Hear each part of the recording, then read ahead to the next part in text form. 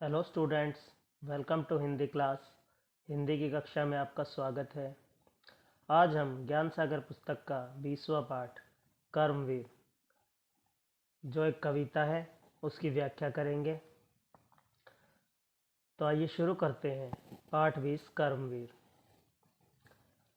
सच है विपत्ति जब आती है, कायर को ही दहलाती है। सूरमा नहीं विचलित होते, क्षण एक नहीं धीरज खोते। इन पंक्तियों के माध्यम से कवि कहना चाहता है कि सच है विपत्ति जब आती है, कायर को ही दहलाती है। तो कवि कहना चाहता है कि यह सच है कि जब विपत्ति या मुसीबत आती है तो सबसे पहले कायर यानी कि डरपोक को ही दहलाती है। जो कायर और डरपोक होता है उसे ही डराती है। सूरमा, सूरमा यानी कि वीर, वीर पुरुष। सूरमा नहीं विचलित होते, क्षण एक नहीं धीरज खोते। जो सूरमा होते हैं, जो वीर पुरुष होते हैं, वो अपना धीरज नहीं खोते हैं।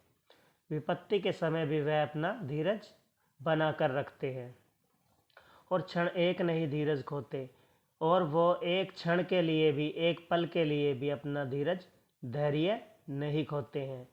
विपत्ति के समय जो सूरमा होते हैं वो एक पल के लिए भी अपना धैर्य नहीं खोते हैं। विघ्नों को गले लगाते हैं, कांटों में राह बनाते हैं। तो जो वीर पुरुष हैं वो विघ्नों को भी गले लगाते हैं। विघ्न यानी कि संकट। जो संकट होते हैं, जब संकट एकदम से आ गिरता है तो वह संकटों से घबराते नहीं हैं। उन संकटों को भी सामना करते हैं, उन्हें गले लगाते हैं, उनका स्वागत करते हैं। और कांटे, चाहे उनकी राह में कितने भी कांटे हो, वह कांटों में से भी रास्ता बना ही लेते हैं। ठीक है, अब आगे। मुँह से न कभी उफ कहते हैं, संकट का चरण न गहते हैं। जो आ पड़ता सब सहते हैं, उद्योग निरत नित रहते हैं। मुँह से न कभी उफ कहते हैं, संकट का चरण न गहते हैं। कि संकट या मुसीबत आने पर वे मुँह से कभी भी उफ नहीं करते और संकट का सामना करते हैं। संकट के समय में बिल्कुल भी नहीं घबराते हैं। जो आ पड़ता है सब सहते हैं, यानी कि संकट जो उन पर आ पड़ता है वो सब उसको सह लेते हैं। उद्योग निरत नित रहते हैं। उद्योग निरत मतलब परिश्रम करते रहना या कार्य में लगे रहना। यानी कि जब मुसीबत आती है तब भी वो परिश्रम करते रहते हैं और अपने कार्य में लगे रहते हैं। अब आगे। शूलों का मूल नसाते हैं, बड़ खुद विपत्ति पर छाते हैं। यानी कि शूल यानी कि जो कांटे होते हैं, जो मुसीबत रूपी शूल हैं, उनको भी वो नष्ट कर देते हैं और आगे बढ़कर विपत्ति यानी कि मुसीबत पर खुद हावी हो जाते हैं। विपत्ति और मुसीबत को अपने ऊपर हावी नहीं होने देते। ठीक है, इसके बाद है कौन विघ्न ऐसा जग में, टिक सके आदमी के मग में। खम ठोंक ठेलता है जब नर, पर्वत के जाते पांव उखड़।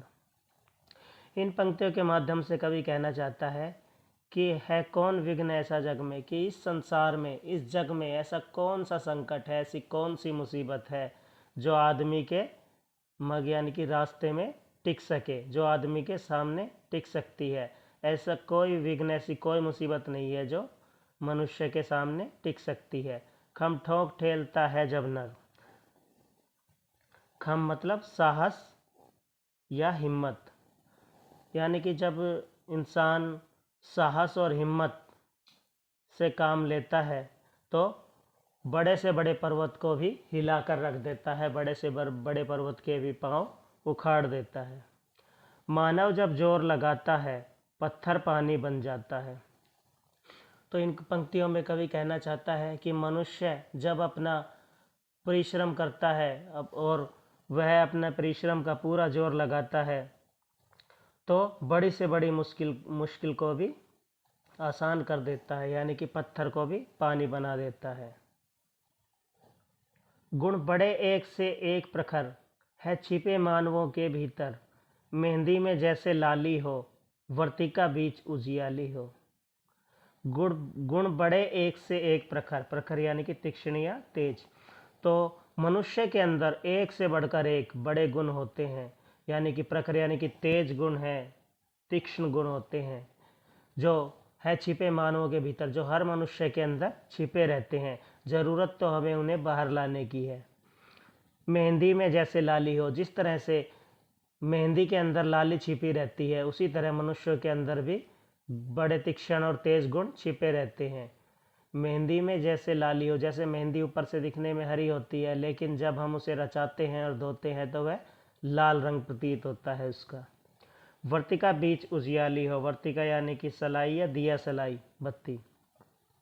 तो जिस प्रकार माचिस की जो सलाई होती है, दिया सलाई होती है, जब तक हम उसे घिसते नहीं तब तक उजियाला नहीं होता, लेकिन जब हम उस वर्तिका को, उस माचिस की तीली को घिसते हैं तो अंधेरे में भी उजाला हो जाता है। ठीक इसी प्रकार इंसान के अंदर जो गुण हैं उन्हें ज़रूरत है बाहर लेके आने की, उन्हें घिसने की, उजियाला करने की। बत्ती जो नहीं जलाता है, रोशनी नहीं वह पाता है।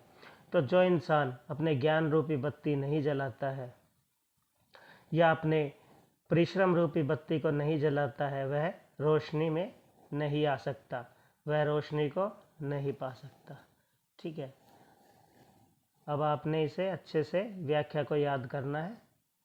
ठीक है, ओके, थैंक यू।